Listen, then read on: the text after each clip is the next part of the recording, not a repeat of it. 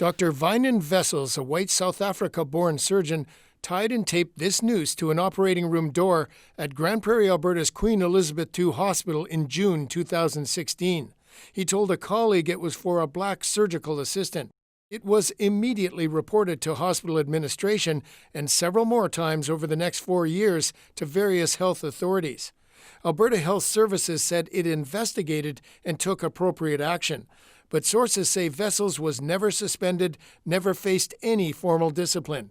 The fact the incident occurred, yes, that was atrocious, but the lack of action, I think, is equally atrocious. Dr. Carrie Coleus reported the incident several times. She says authorities, through their inaction, effectively tolerated the egregious behavior.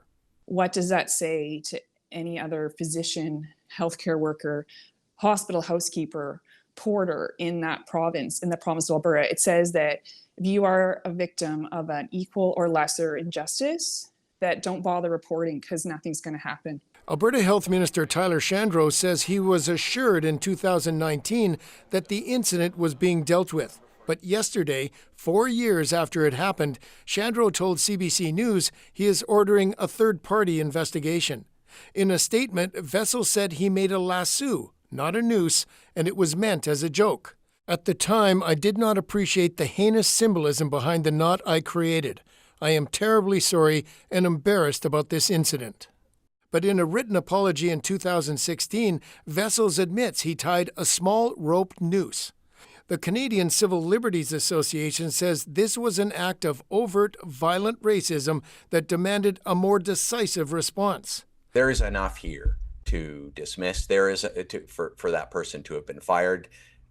Surely there is enough here for the police to have been called. The surgical assistant who was the target of the noose declined to speak to us because, his colleagues say, he fears losing his job. Charles Rusnell, CBC News, Edmonton.